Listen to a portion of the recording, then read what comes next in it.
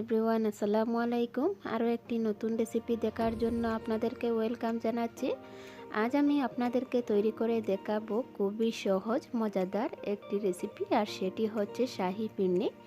Eid special হিসাবে আপনারা এই শাহি ফিরনিটা অবশ্যই বাসায় তৈরি করতে পারেন। আর যেহেতু সামনে ঈদ, আপনারা খুবই অল্প উপকরণে এই শাহি ফিরনিটি তৈরি করবেন।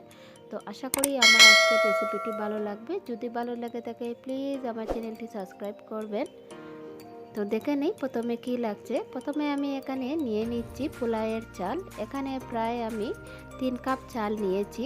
নিয়ে পানি দিয়ে ভিজিয়ে প্রায় আধা ঘন্টা এটাকে রেখে দেব, এতে করে চালটা সম্পূর্ণভাবে ভিজে যাবে।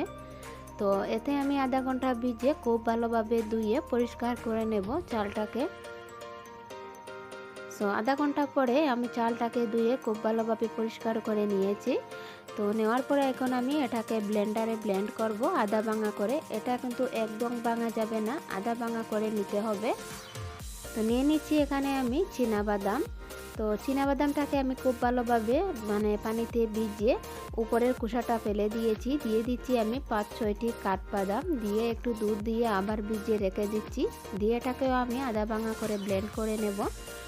তো আমার চালটা ব্লেন্ড করা হয়ে গিয়েছে। এখন আমি সম্পূর্ণ উপকরণগুলো আপনাদেরকে দেখিয়ে দিচ্ছি। এখানে কিছুটা ছানা নিয়েছি, আমি দুধের ছানা। আমি ভিনেগার দিয়ে ছানাটা তৈরি করে নিয়েছি। দেখিয়ে দিচ্ছি আমি সেই চীনাবাদাম পেস্ট নিচ্ছি। গুঁড়া দুধ আমি এখানে 1/4 কাপ নিয়ে নিচ্ছি। চীনাবাদাম উপরের খোসাটুকু আমি ভিজিয়ে ফেলে দিয়েছি। নিচ্ছি আমি দারুচিনি, এলাচি। এলাচিটাকে একটু মাঝের দিকে ফেটে দিয়েছি। নিয়ে নিচ্ছি আমি এখানে নারকেল কুড়ানো। এখানে প্রায় 1 কাপ নারকেল কুড়ানো আছে।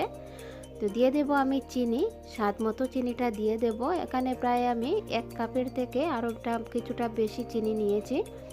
তো এখন আমি একটি হাঁড়িতে দিয়ে দিচ্ছি প্রায় 1.5 লিটার দুধ।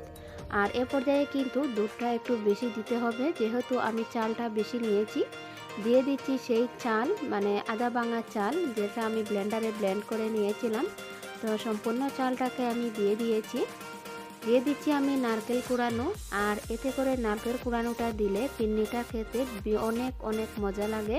তো আপনারা এটা কিন্তু দেওয়ার চেষ্টা করবেন। দিয়ে দিচ্ছি চিনি।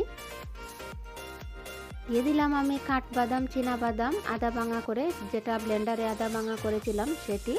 দিয়ে দিচ্ছি আমি সেই চীনাবাদাম, যেটা উপরের খোসাটা ফেলে দিয়েছিলাম। আর এটা প্রায় আধা ঘন্টা ভিজিয়ে রাখতে হবে। এখন দিয়ে দিচ্ছি আমি দারুচিনি, এলাচি। আপনারা চাইলে কিন্তু এখানে এলাচির গুঁড়াও ব্যবহার করতে পারেন। দিয়ে দিচ্ছি আমি ছানা। আপনারা ছানার বদলে কিন্তু এখানে মাওয়াও ইউজ করতে পারেন। দিয়ে দিচ্ছি আমি গুঁড়া দুধ। আর যেহেতু মাওয়াটা আমার হাতের কাছে ছিল না, সেজন্য আমি দেইনি। অবশ্যই কিন্তু আপনারা মাওয়া বা ছানা দেওয়ার চেষ্টা করবেন।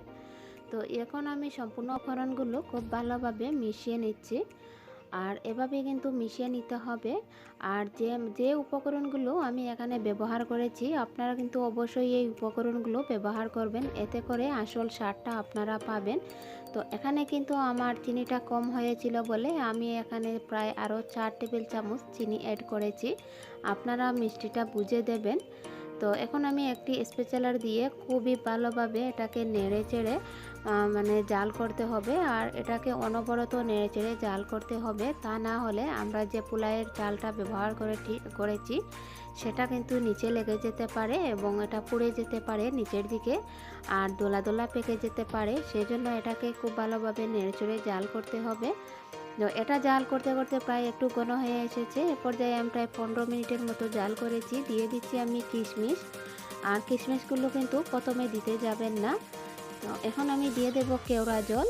আর এই কেওড়া জলটা অবশ্যই দিতে হবে। আপনাদের হাতে কিছু যদি জাফরান বা স্যাফরন থাকে সেটাও ইউজ করতে পারেন, এতে করে আর কেওড়া জল দেওয়ার প্রয়োজন হবে না। তো দিয়ে আবার খুব ভালোভাবে আমি সম্পূর্ণ উপকরণগুলো মিক্স করে আবার জাল করছি। আর এটা কিন্তু অনবরত নেড়ে চেড়ে জাল করতে হবে। এ পর্যায়ে এটা আমার বাড়ি হয়ে গিয়েছে। এখন আমি চুলা থেকে নামিয়ে নেব। তো চুলা থেকে নামিয়ে নেওয়ার পরে আমি একটি বাটিতে নিয়ে নিচ্ছি সার্ভ করার জন্য।